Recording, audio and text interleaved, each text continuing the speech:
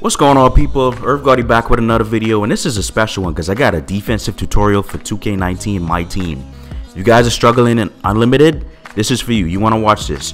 On the screen, I just got a few screenshots just showing my credibility. These are some screenshots from some of my games. I want you to look at my opponent's field goal percentage and as well as my field goal percentage.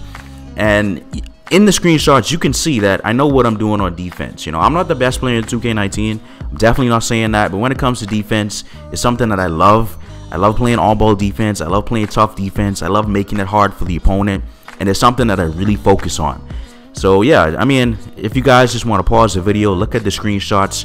I hold my opponents to, you know, around 40% average. A lot of people, they don't even score like 45, 50 points on me. So I just wanted to point that out, just so you guys know that I know what I'm talking about. So let's get right into it. So for the first tutorial, the first thing we're going to cover is pick and roll defense. You want to go catch edge, go over the pick, stay home on the pick and fade. These are all in your defensive settings, so you got to set these. For the last one, stay home on the pick and fade, you got to do this manually. So just watch the video and you'll see. So look at this. He's running the pick and fade. The catch edge takes away the drive. So me, manually, I come up and I guard Karl-Anthony Towns on that pass right there to the three-point line. That's what you got to do against pick and fade. And, you know, for the rest of this, we just lock everything up. Yep, I do the same thing just once again. So, I mean, catch edge is going to lock up the pick and roll. But for the pick and fade, you got to cover that manually. And I'm playing the same guy. He's going to do the same thing again. This time I know he wants to do pick and fade. So watch what I'm going to do. I get hit with the screen, but this time I stay home. I stay home with Stockton. I know it's coming. Like that's what defense is about. You got to read and react. Now this is for on-ball defense. You want to use L2 and R2 for fast shuffle. Beat your man to the spot. Use the right stick to put your hands out and up. I only use turbo when you're beat. When you want to recover and beat your man to the spot. So let's look at some clips. I'm playing on-ball defense. Mark Eden can't shoot, so I'm giving him a lot of space. You got to know the personnel. Look at this. I got my hands out. I'm beating him to the spot. I'm not trying to cut him off. I'm letting him drive a little bit, but I'm just meeting him to the spot. Look at this. He's going to be cut off eventually. And look at that. All of that. You make them work, and it's a turnover. The shot clock is down. He has nowhere to go. That's on-ball defense. We're going to see some more examples here. I'm only using turbo when I need to. Look at that. Melo has his hands out, extended for the pass. And that leads to easy fast break transition buckets. That's defense, y'all. Come on. We're doing it again with Baron Davis. You know, I like to pressure the point guard full court just to get them uncomfortable and anxious. And look, he just turns the ball over. That's what we doing on defense this year, y'all. Another example of on-ball defense. I'm all up in his grill, trying to get in his face, under his skin. Melo has his hands out and up. Use the right stick. That's one of the tips. Use the right stick. Make sure your right stick settings is set to absolute in the pro stick orientation.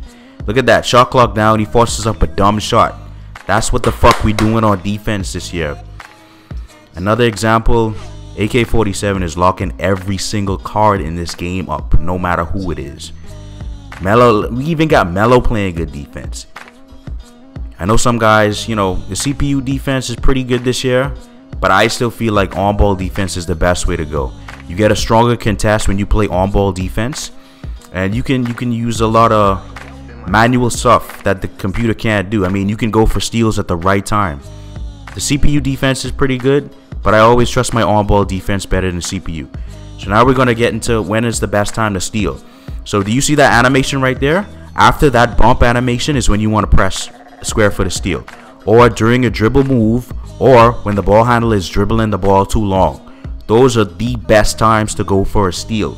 You don't want to just be reaching randomly, because that's going to take you out of position and out of the play. Look at this. John Stockton bumps Charlie Scott and watches what's going to happen. Look, that's an easy steal. I mean, he goes out of bounds, but we get the ball. Once again, with Kyrie, he tries to do a dribble move. Rewind it if you have to. But Kyrie tried to go for a dribble move, and that leads to easy steal. Timing in steals, in terms of stealing the ball, is very important this year. Like, it's not just randomly reaching. Look at that. He tried to go behind the back. We ripped that shit. Come on. Like, this is a science, y'all. This is a science. It's not just randomly going out there, pressing square. Look at Kyrie trying to sauce me. You trying to sauce John Stockton? Are you insane, dude? Are you mad? Are you insane right now? And this is the third part of stealing. Like I said, if the ball handler is dribbling the ball too long, then it's gonna make it easier for the defender to steal it. Look at this. He had the ball way too long. Way too long. You can't be dribbling in front of a dangerous defender too long in this game. Scott OG actually confirmed something. It's a feature, a defensive feature in the game. It's called zoned in front of the ball. The easier it's gonna make him be able to steal it, basically. So the longer he's, you know, in front of the ball handler looking at the ball, he's gonna be zoned in. He's gonna be locked into the ball, and it makes it easier to steal. Now, this is an example of post defense. In the post, average players just have a few moves. They have, well, really just two. They either gonna post spin or they're gonna post fade. Just keep your hands up for the post spin, deny that way. For the post fade, just recognize when he's gonna fade and then jump. And this is just more on ball defense. You know, hands up. Melo puts his hands up to contest the shot. Use the right stick for that. You don't want to be jumping all over the place. Now, in this example, this is an example of help defense. Look at Maurice Lucas. You see how he's standing in the paint?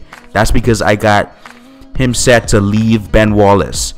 In the defensive settings, I put leave him to Ben Wallace. And look at that. Lucas is playing perfect help defense. That's what you want to do if you want help defense and you want to know where it's coming from. Just put it to leave him on the center or a person that can't shoot, and you'll be good. Now, the rest of these clips are just defensive highlights that I got. I mean, if you want to stick around and watch them, you can't. See what I do on ball and just pick something up. Defense is back this year, guys. I want you to get excited about defense. It's fucking back.